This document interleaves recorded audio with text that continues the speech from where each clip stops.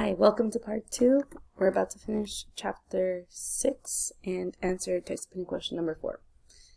So we're here, they're taking it right after church, and they're on the Soldier's Bridge.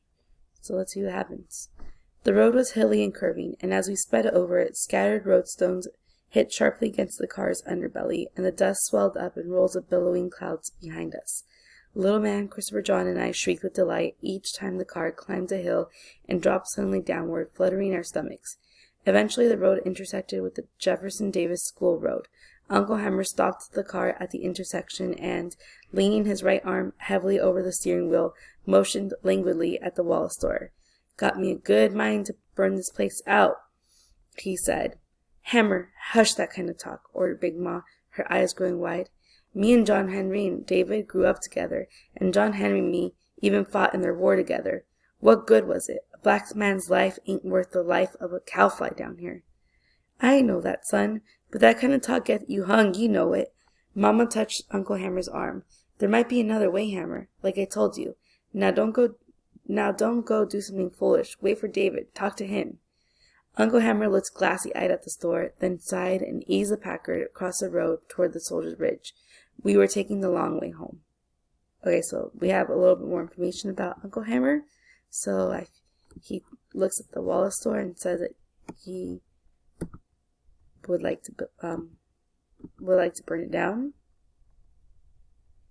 Then we kind of get more an idea why. He describes how he grew up with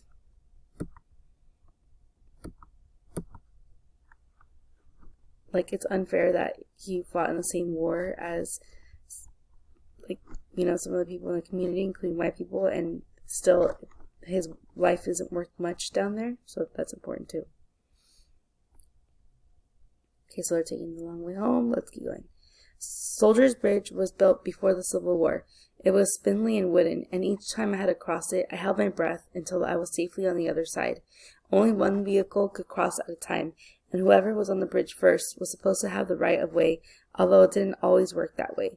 More than once, when I had been in the wagon, Mama or Big Ma, we had to back off the bridge when a white family started to cross after we were already on it.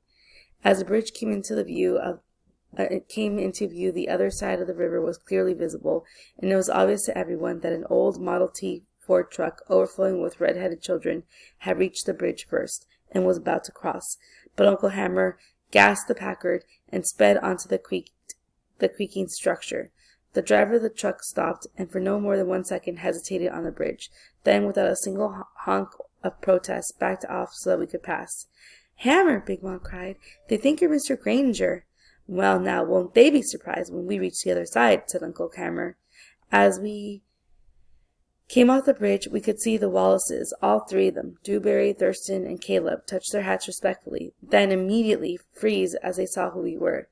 Uncle Hammer, straight-faced and totally calm, touched the brim of his own hat in polite response, and without a backward glance sped away, leaving the Wallaces gaping silently after us. Stacy, Christopher John, Little Man, and I laughed, but Mama's cold glance made us stop. "You shouldn't have done that, Hammer," she said quietly. "The opportunity, dear sister, was too much to resist. But one day, we'll have to pay for it. Believe me," she said, "one day we'll pay." That's where the chapter ends. So just a quick comprehension check. You should be asking yourself what just happened. So they're approaching a bridge, and the way it's described is that only one car could pass at a time, and usually whoever got there first gets to pass, except, of course, if it's a white family, then even if they got there after, they're supposed to be able to pass first. Even Cassie says, "More than once when I had been in the wagon with Mama or Big Ma, we had to back off the bridge when a white family started to cross after we were already on it." So Cassie already has many experiences where she and her grandma or mom were on the bridge and they had to back away. So as they're coming to the bridge, they see that there's a Model T Ford truck, and even says that it was obvious that they had reached the bridge first, but Uncle Hammer, instead of waiting his turn, he speeds up, making the driver stop and back off. Now, in their eyes, I'm going to highlight this because this tells a lot about Uncle Hammer, right? The fact that he's forcing his way first on the bridge, and then asking ourselves, why did the truck back up? And they backed up because they think that Uncle Hammer is Mr. Granger. Why do they think that he's Mr. Granger? They think he's Mr. Granger because of the car that he's driving, right? And Mr. Granger has the same car. So that tells us a lot about Uncle Hammer. And then Mama tells her, like, one day we'll pay. So that could be a good question to ask. Like, why? I have a few questions that we could ask here, really. I have to add spaces because no spaces were good on the right. Sorry about that.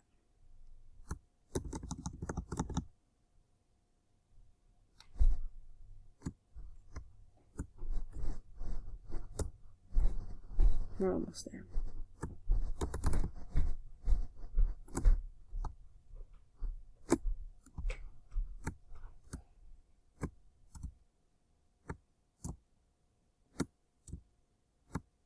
Was adding spaces, but clicking enter.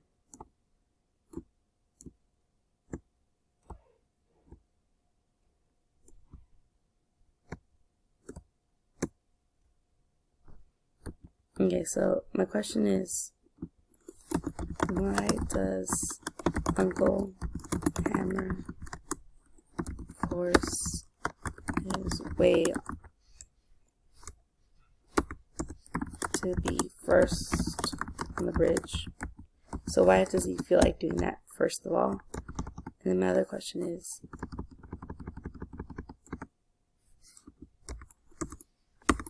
why does Mama think they will pay one day?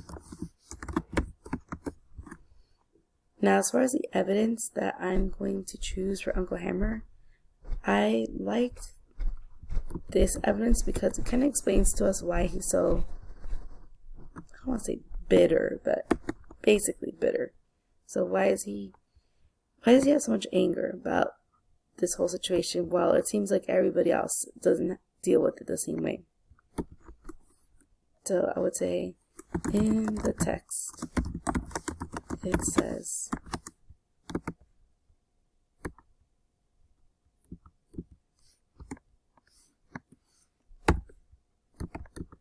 okay, so this is coming from page 40.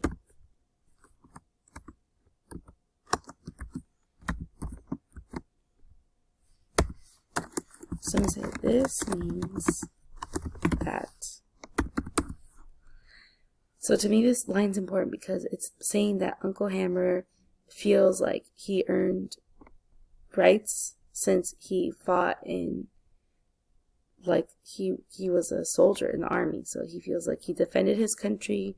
He should have equal rights because he risked his own life. He knows that his brother risked his life too.